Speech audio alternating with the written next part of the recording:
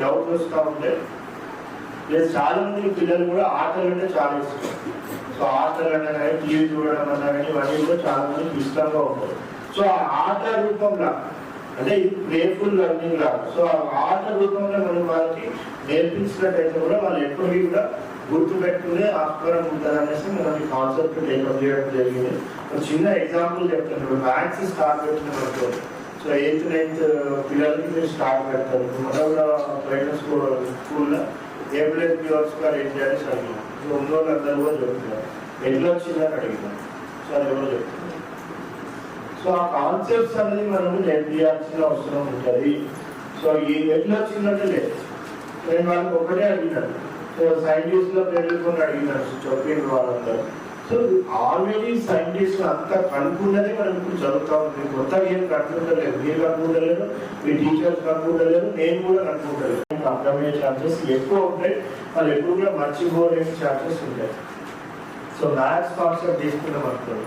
So ఎక్కడి నుంచి మీరు స్టార్ట్ పెట్టాలంటే మ్యాథ్స్ ఎప్పుడైనా మనకి ఒక డాట్తో స్టార్ట్ అవుతుంది, ఒక పాయింట్ ఒక డాట్తో స్టార్ట్ అవుతుంది. సో అక్కడి నుంచి మీరు స్టార్ట్ పెట్టాలి ఒక పాయింట్. సో ఒక సున్నం లాంటిగా తీసుకొని ఒక పాయింట్ పెట్టేసేసి అక్కడ ఒక పర్సన్ నిలబడని చెప్పాలి. సో అది ఏంటి అనేసి ఒక సింగిల్ పాయింట్, ఒక డాట్. సో ఇక్కడ నుంచి స్టార్ట్ అయింది. సో దీన్ని ఇంకొక డాట్, ఇంకొక ప్లేస్లో ఇంకొక డాట్ మనం చేసి, సో అదొక డాట్ ఇదొక డాట్.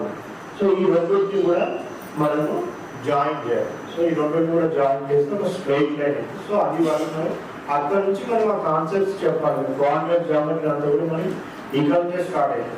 లేకపోతే తర్వాత వాళ్ళంతా కూడా ఉట్టిగా ఆ డిగ్రీలు పెట్టుకొని ఉట్టిగా ఉండడం జరుగుతుంది. సో అందుకని మనము కొన్ని ఇంప్రూవ్మెంట్స్ తీసుకొని రావాలనేసి అనుకుంటా ఉన్నాము. సో మీ అందరికి కూడా తెలుసు. సో ఇప్పుడు సపోజ్ ఒక పెయింటింగ్ మనం వేస్తాం. సో ఒక మంచి పెయింటింగ్ మనకి చాలా మంచి నాలెడ్జ్ ఉంది పెయింటింగ్లో. సో అదేవిధంగా మనకి మంచి టాలెంట్ ఉంది. సో చాలా మంచి టాలెంట్ ఉంది, ఒక మంచి పెయింటింగ్ వేస్తున్నాం అనుకోండి.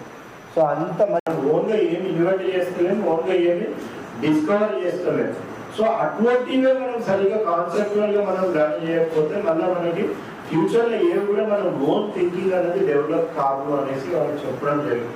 సో A+B² బయాలజీ చేసి చెప్పడం ఈజీ. ఎవరైనా తెలుగు ఉన్నది కొన్ని నాలెడ్జ్, గ్రాస్పింగ్ పవర్ ఉంది, సో మెమరీ పవర్ ఉందంటే ఎవరైనా కానీ అది బయాలజీ చేసి చెప్పడం ఎట్లా వచ్చింది A+B² ఎట్లా వచ్చింది, A-² ఎట్లా వచ్చింది. సో అది ఆ కాన్సెప్ట్ అనేది మనం వాళ్ళకి నేర్పిస్తలేము.